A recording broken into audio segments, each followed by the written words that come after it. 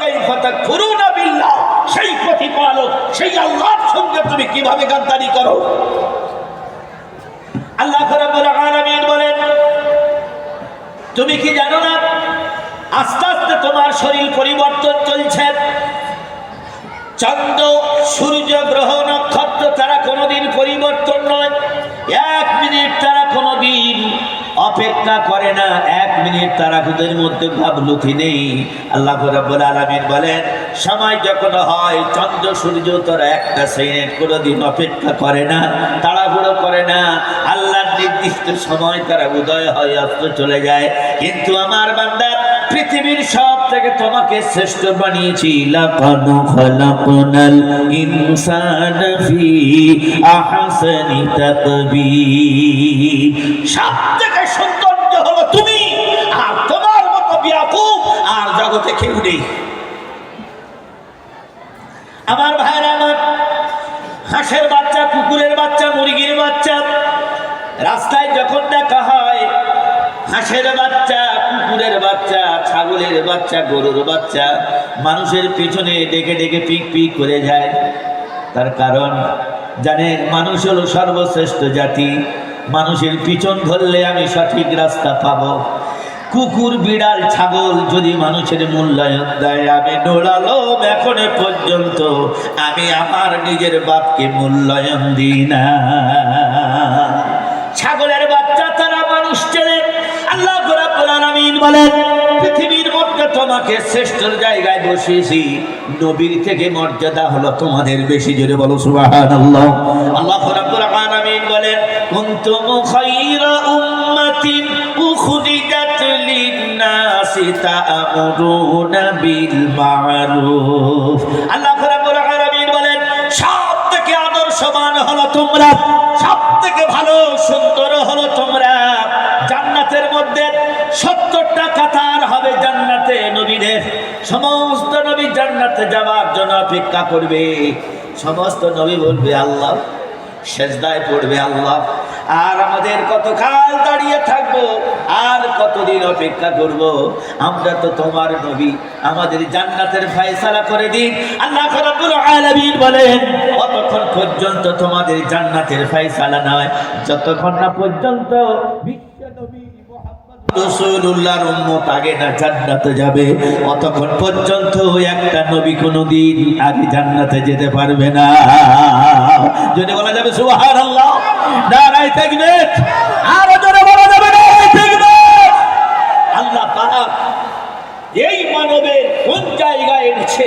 আল্লাহ পাক বললেন, বান্দা তুমি অন্তত কোরআনের দিকে খেয়াল করে দেখো, আমার জীবনের ভবিষ্যৎবাণী আল্লাহ পাক কি কোরআন পাকে তুলে ধরেছে।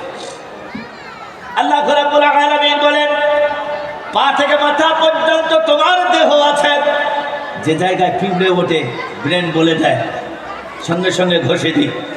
নাকের মধ্যে যদি কোনো দূষিত জিনিস ঢোকে, সঙ্গে সঙ্গে ব্রেন বলে দেয় হাঁচি মারি। আল্লাহ পাক বলে, বান্দা কবরে যখন তুই শুয়ে থাকবি, কটা হাত তোর আছে বল? তোর ব্রেন কোনো কাজ করবে না। আল্লাহ রাব্বুল আলামিন বলেন, ওয়াজাআত সাকারাতুল মাউতি বিল হাক্কি যালিকা মা কুনতা মিনহু তাহিদ। আল্লাহ রাব্বুল আলামিন বলেন, হে পালের মানুষ যাদের বয়স হয়ে গেছে, যুবক যারা আছো, বাচ্চা যারা আছো, বয়স্ক মায়েরা যারা আছো, আল্লাহ রাব্বুল আলামিন বলে, জিন্দা ছাগলের ছাল ছাড়ালে যেমন ছাগল চিৎকার করে, আল্লাহ রাব্বুল আলামিন বলে, আমার বান্দা মৃত্যুর যন্ত্রণা এত বড় ভয়ানক, এত বড় কঠিন। আল্লাহ রাব্বুল আলামিন বলেন, চেনা মানুষ অচেনা হয়ে যাবে। সাগরের পানি যদি তোমার গালে দেয়, পিপাসা নিবারণ হবে না। আল্লাহ রাব্বুল আলামিন বলে, বান্দা টেনশনে তুমি বমি করবে, পায়খানা করে ফেলবে, উঠে দাঁড়াবে, আবার বলবে, ছুটকে পালিয়ে চলে যাবে, কিন্তু মৃত্যু তোমার ছাড়বে না। ওয়াজাত সাকারাতুল মাউতি বিল হাক্কি যালিকা মা কুনতা বিনহু তাহিদ। মৃত্যুর যন্ত্রণা এত বড় কঠিন। মাইয়াতের জন্য যখন গরম পানি তৈরি করা হয়, মাইয়ের ভুলিতে পড়ে, আমার জন্য নতুন পোশাক কেন, আমার জন্য ধূপকাঠি কেন, আমার জন্য এত সুন্দর খাট পরিষ্কার হচ্ছে কেন, কাঁধে করে নিয়ে চলে গেল জানাজার ময়দানে। জানাজার ময়দানে গিয়ে বলতেছি, আমার আব্বা যদি কারোর কাছে ভুল করে থাকে আল্লাহ রাস্তায় মাফ করে দেবে। সোনার ভাইয়েরা আমার, আল্লাহ রাব্বুল আলামিন বলেন, এত বছর তোমার সময় দিয়েছি, কারোর কাছে অন্যায় করে ক্ষমা চাওয়ার সময় পাওনি।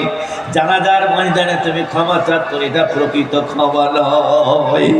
আল্লাহ রাব্বুল আলামিন বলেন, বান্দা তুমি মাথায় রেখে দাও, মাথায় করে নিয়ে যখন হেলাতে দুলাতে নিয়ে যাবে, কবরের ডান দিকে যখন তোমাকে নামাবে, পায়ের কাছে আর মাথার কাছে দুজন যখন নেমে যাবে, মাইয়ের তখন বলে, আমার সঙ্গে এত লোক এলো, সবাই যেন কেমন হাতে মাটি নিয়ে অপেক্ষা করে আছে।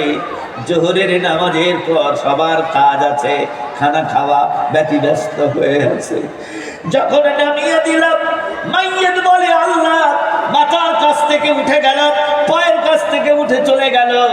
মাইয়ের তখন আমাদেরকে বলে, আমি যে ঠোকা ঠকিছি আমার মতো জীবনে তোরা কেউ ঠকবি না।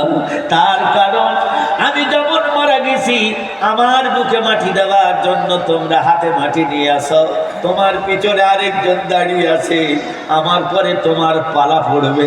আল্লাহ রাব্বুল আলামিন বলে, বান্দা কোরআন পাক খুলে দেখো, আমি আল্লাহ পাক বান্দার যখন মাটি দিয়ে চলে আসবে, 3 দিন পর হাতের নখগুলো পড়ে যাবে। আর 3 দিন পর শরীরে যত লোম থাকবে সব ধসে পড়বে। তার 3 দিন পর নাকের ভিতর থেকে পোকা ঢুকবে, গাল থেকে বার হবে, গালের ভিতর থেকে পোকা ঢুকবে, নাক দিয়ে বার হবে, তাড়ানোর কোনো ক্ষমতা থাকবে না। গুডার কেল ঢুকবে, শিয়াল ঢুকবে,